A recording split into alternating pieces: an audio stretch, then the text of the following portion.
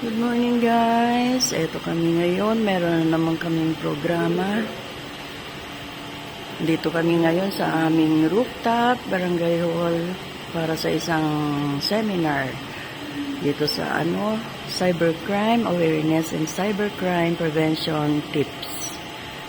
So ito, gaantay pa ng mga participants. At the same time, wala pa rin naman ng mga speakers. So, nagre-ready na. Kaya ang lola ay laging busy. Talagang kailangan din naman natin magtrabaho dahil tayo ay sumumpa para sa ating constituents. So guys, ito ang aming settings. Ayan, wala pa sila. Proper program is 10 a.m. today. Ayan ang mga lupon tagapamayapa. Sila pa lang ang unang bisitang dumarating. Sumisip karoon ng pa-content.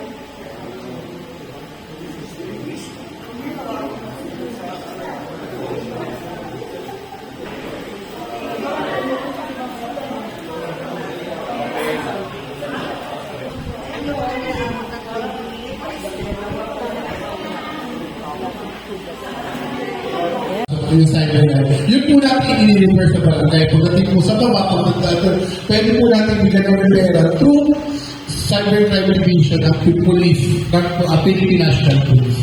Nangyari na po yan sa akin. Galing po ako kanina kasi nga po yung aking account nakahingi ng Gcash. Meron naman siguro yung talagang nag-iistapan na nanuloko na ng tao. Pero tandaan mo, ang utang dapat binabayaran. Maliit man o malaki kasi yun ay ginamit na mo. Mag-half the price o basta cash on delivery. Yun po ang pinaka-advice na magagawin lang sa pagbili sa online.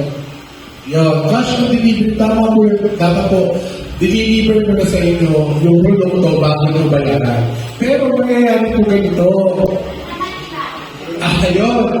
Online kayo, maganda yung pinakita, good quality yung produkto, pero pagdating sa inyo, sa box na sapatos, makita nyo ang laman, papel at bato. Diba?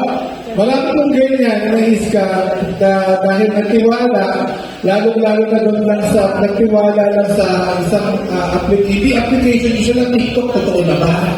Kasi pagka sa TikTok, registered ka, bago ka makapasok sa TikTok, so pwede nyo habulin. Mapalalaki o babae po, kaya po i-monitor po natin mga bata para po maiwasan po natin mga ganyan kaso. Yun lang po.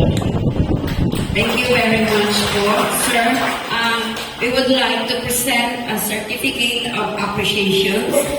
Certificate of appreciation is hereby awarded to Police Master Sergeant Imposi I. Chua in appreciation to their outstanding dedication, service, and knowledge to extend awareness to our constituents on cybercrime awareness and prevention tips, given this 19th day of July 2024 at Barangay San Martin de Porres, District 4, Cubao, Quezon City, signed by our Honorable Barangay Captain Marvin Sibiran.